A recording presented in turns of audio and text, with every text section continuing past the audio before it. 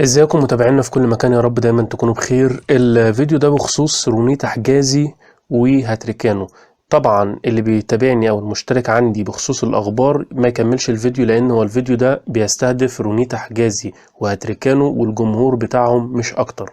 وقبل اي حاجه ما تنسوش تشتركوا في القناه وتفعلوا جرس الاشعارات، علشان القناه دي هتكون مختلفه خالص عن جميع قنوات اليوتيوب اللي موجوده في مصر وفي الوطن العربي، وخطط مستقبليه كتير جدا هتفرق في القناه دي. ندخل في الموضوع على طول. انا تابعت فيديوهات، وطبعا من رأيي كمتابع ليهم يعني عجبني شخصية هاتريكانو برضو، لانه شاب وعرف يعمل تشانل على اليوتيوب ويوصل، وده شيء كويس مش وحش في ظل صعوبة الحياة بالنسبة للشباب اليومين دول. انا تابعت هاتريكانو من بدايته خالص، وكنت بتابع له فيديوهات من حين للآخر. ولقيت هاتريكانو كان بيطلع بنات معاه، وعايز بيستهدف البنات ان هو يعلي الفيو مش اكتر. بمعنى ان هو البنت اللي بتيجي هو بيساعدها في ان عنده قناة وعنده متابعين، وبيساعدها في ان هي مثلا تتشير، وهي برضو بتساعده ان هو يعمل كونتنت محتوى، وبرضو الفيديو يترفع معاه كأن هو مطلع بنت. بطبيعة الحال مشاهدات اليوتيوب والجمهور اليوتيوب بيحب الكابلز، وبيحب نوعية الفيديوهات اللي بيقدمها هاتريكانو والبنات اللي بتطلع معاه. هاتريكانو من شهر 4 تقريبا او من بعده بشوية بسيطة اتعرف على بنت اسمها رونيتا. ورونيتا دي كانت بتقدم فيديوهات على التيك توك، وكان ليها انستجرام، بس ما كانتش مشهورة على اليوتيوب. هاتريكانو ارتبط بالبنت دي كشغل في البداية. بعد كده الموضوع اتطور معاهم بان هم اتجوزوا فجأة. طبعا انا تابعت الفيديوهات ده وفيديوهات دي، وهقول رأيي بحيادية وبموضوعية جدا جدا جدا. اول حاجة بعد ما هاتريكانو ارتبط بالبنت دي، اول حاجة بعد ما هاتريكانو ارتبط برونيتا حجازي واتجوزها يعني بسرعة، علشان خاف لا يحصل معاه زي ما بيحصل مع فتيات التيك توك اللي بتقبض عليهم، وطبعا بيلبسوا قواضي اللي هو الفجور والحاجات دي، والدعوة للفجور والحاجات من هذا القبيل. فهاتريكانو اتجوز رونيتا بهذا الحجة او بهذا السبب. ورونيتا قالت اصل انا كنت خايفة لا يتقبض عليا، وخايفة لا اتضر، وخايفة والكلام ده كله. فبعد كده لما هاتريكانو اتجوز رونيتا استمروا في عمل فيديوهات، وفجأة من كام اسبوع، ما لا يقل عن اسبوع بالظبط، رونيتا طلعت هجمت هاتريكانو ووضحت ان هي انفصلت عنه لحد ما يطلقها، وان هي حامل منه. رونيتا اتكلمت في الفيديوهات بتاعها، مجمل فيديوهاتها، ان هو ضحك عليها، اتجوزها بحجة ان هم عشان ما يتقبضش عليها. وتاني نقطة ان هو استغلها ماديا.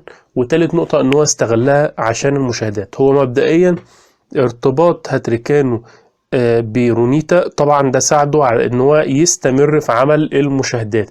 يعني لو هو ما بيطلعش رونيتا معاه، هو عنده الجمهور وهيعمل مشاهدات، بس مش بالفيديوهات او بالعدد اللي هيحصل لو رونيتا معاه. فاذا هاتريكانو استفاد منها. وهي برضو ما كانتش عيالة صغيرة، هي اتجوزته وكانت عارفة ان هو هيستهدف معاها ان هم يعملوا فيديوهات وعشان يتشهروا اكتر واكتر، وعلشان يزيد معاهم مشاهدات تزود لهم الدخل بتاعهم. المشكلة اعتقد من خلال كلامها ومن خلال كلامه حاجتين اتنين. الحاجة الاولى ان هم ما قسموش الدخل، او ما عملوش فصل ما بين قناتها وقناته، وعملوا تحديد ده هياخد كام ودي هتاخد كام. المشكلة التانية ان هو ترك امه تتدخل، او شغل الحموات، وده سبب من ضمن الاسباب اللي سببت المشكلة اساسا في الموضوع ده كله. يعني لو امه ما كانتش ملهاش علاقة بيهم، وكانت يدوب بس سلام عليكم وعليكم السلام مع رونيتا حجازي، وما كانتش بتقول آراء او رأيها فيها او اللي هي بتصطدم بيها، كان اعتقد رونيتا وهاتريكانو هيستمروا، وكانوا هيعملوا شغل افضل من الفضايح دي. الموضوع انا كنت فاكر ان هو فيك، بس انا حاسس بنسبة 70% ان هو مش فيك. هم فعلا حصل معاهم مشكلة. المشكلة بالنسبة لرونيتا ان هي شايفاه ان هو استغلها ماديا، وان هو ضحك عليها واتجوزها بحجة فتيات التيك توك، ان هو عشان ما يتقبضش عليهم. وبرضه هو شايف ان هي فضحته واهانت امه وسخرت منه، وهي ملهاش حد يتكلم معاه. هي بالغة في السن، يعني هي معدية 21 سنة، وهو برضو انسان بالغ وعاقل. المفروض التفاهم يكون ما بينهم وما بين بعضهم بعيدا عن الاهل، لان للاسف ده بيزودها نار وده بيزودها نار. فالاهل هم سبب مشاكل الازواج بنسبة مثلا 80% في مصر. يعني لو مفيش اهل، او لو الاهل ما بيتدخلوش في حياة الازواج، يعني اكاد اجزم ان نسبة الطلاق هتقل بنسبة 70%. الاهل هم السبب، الام، الاخت، الاخ، الحاجات دي كلها هم السبب في المشاكل اللي بتحصل. هتركانه انا من وجهة نظري هو اللي اتظلم بس في حتة ان هي شيعته وطلعت فضحته واتكلمت عنه في حاجات خاصة وخصوصيات المفروض ما تتقالش. انت عندك مشكلة مع هذا الشخص بتخلعيه. بس هو برضو طلع وضح النقطة اللي هي ما وضحتهاش، ان هي واخدة عليه قايمة، فالقايمة دي تعجزه ان هو يطلقها. زائد ان هو يعني هو دلوقتي عرف ان هي حامل منه، فهو برضو مش هينفع يطلق علشان الطفل ما يتأذاش. بس هو غلطان برضو ان هو بيقول لها ليتسقطي الطفل عشان اطلقك، فده غلط. ليه؟ لان التسقيط في حالة لو هي قادرة ان هي تنجب اخلاقيا حتى ما ينفعش، لان انت كده بتقتلي روح وبتقتلي انسان ومش حلو. يعني انا من ضمن، يعني انا ما بحبش على فكرة كثرة الانجاب وكده الا لما يكون الانسان عنده مؤهلات وامكانيات ان هو يربي الطفل. بس طالما حبلتي خلاص بقى ما ينفعش، الموضوع مش لعبة. من وجهة نظري الموضوع هيختم ان هم رأيي، يعني انا اقترح عليهم ان هم يحاولوا يتصالحوا ويبعدوا عن اهلهم في علاقاتهم الزوجية علشان يستمروا. هتركانو غلطان ورونيتا غلطانة. رونيتا مش ملاك، وهتركانو برضو مش ملاك. هي غلطانة ان هي حولت الموضوع لسوشيال ميديا وجرحت في والدته، وان هي المفروض لو في اي مشكلة او اذى حصل لها تقاضيه، تتخذ اجراءات التقاضي. وهو غلطان ان هو طلع فيديو بيقول ان هي اهانت امي وزعلتني وهي مش عارفة ايه، وبعد كده قام قايل ان هي اقل قدرا منه، وان هي بتتعرى او بتلبس لبس مش مناسب بالنسبة ليه، وان هو محافظ. وده طبعا مش حلو منه، لان هو كده كده في جميع الاحوال بيعمل، هو راجل يوتيوبر، فالكلام ده ما يتقالش منه هو بالذات. النقطة الاهم من كل ده ان هو بيستعرض فيديوهاتها على اساس ان هذا الشيء يعيبها هي، ان هي لابسة كذا وكذا وكذا في الفيديو اللي طلع بيرد عليها فيه، وان هي مش مظبوطه، او ان هي اقل قدرا منه. انت غلطان في دي يا تريكانو، لان هي في الاول والاخر مراتك حتى الان، هي بنت اتعاملت معاها، هي انسانه قبل اي شيء. لازم تعاملها برحمه، لازم تعاملها بصبر، لازم تحول الموضوع بالعقل لكلام يعني يكون في تفاهم في الموضوع. هي استفادت من الموضوع ده، طبعا هيزيد عدد مشتركينها ومشاهدات للفيديوهات، فهيزيد دخل القناة. وهو برضو مش هينقص حاجة، وكده كده مش هيتضر، هو بيزيد برضو.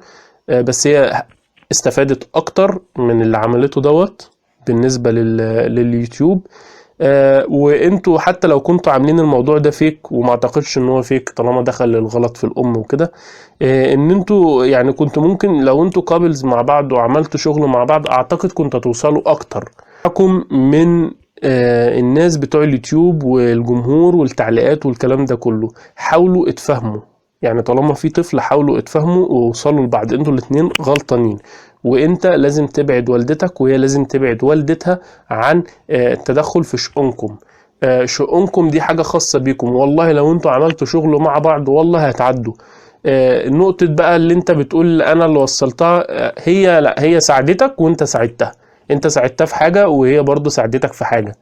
انت بتطلع البنات معاك بتشهرهم فعلا، بس برضو البنات اللي بيطلعوا معاك بيساعدوك اللي انت ترفع مشاهدات الفيديو بتاعك. فالموضوع بالعقل وبالمنطق، انت غلطان وهي غلطانة، وانا شايف ان الموضوع ما كانش ينفع يبقى فيه سوشيال ميديا. وحاول لم الموضوع وتصالح معاها. وانت يا رونيتا لو قدرت تتصالح معاه ويكون الموضوع ودي، افضل من الفضايح والاستمرار في الفضايح دي، لان مش هتفيدكم بحاجة. وفي الاول والاخر في بينكم طفل، وحتة بقى هو بيستفيد منك كمشاهدات او كدخل او كده، او بيعتمد عليكي. هو اكيد كان عامل معاكي الاتفاق ده او الديل ده اللي انتوا تطلعوا مع بعض، وانت موافقة على كده، وده انت مش رافضاه. بس هي المشكلة في حتة الأهل، تدخل والدتك، تدخل والدته، هو ده سبب المشاكل. لازم نركز على أساس المشكلة علشان نعالجها، وعلشان نتعامل معاها بعقل ومنطق. ونصيحتي ليكم اتصالحوا عشان الطفل، وبلاش تسقطوا الطفل. نصيحتي ليكم بجد، انتوا لو استمرتوا مع بعض انتوا مش اقل من اي كابلز بينجح في اليوتيوب وبيعمل قناة وكنتوا شباب، واعتقد ممكن تعملوا شغل افضل من كده. في امل. بلاش الكراهية، بلاش الغضب يعميكم عن اللي ممكن تعملوه لو اتحدتم مع بعض. شكرا ليكم متابعينا في كل مكان. ما تنسوش تشتركوا في القناة وتفعلوا جرس الاشعارات عشان يوصل لكم كل جديد على قناة رولو مصر.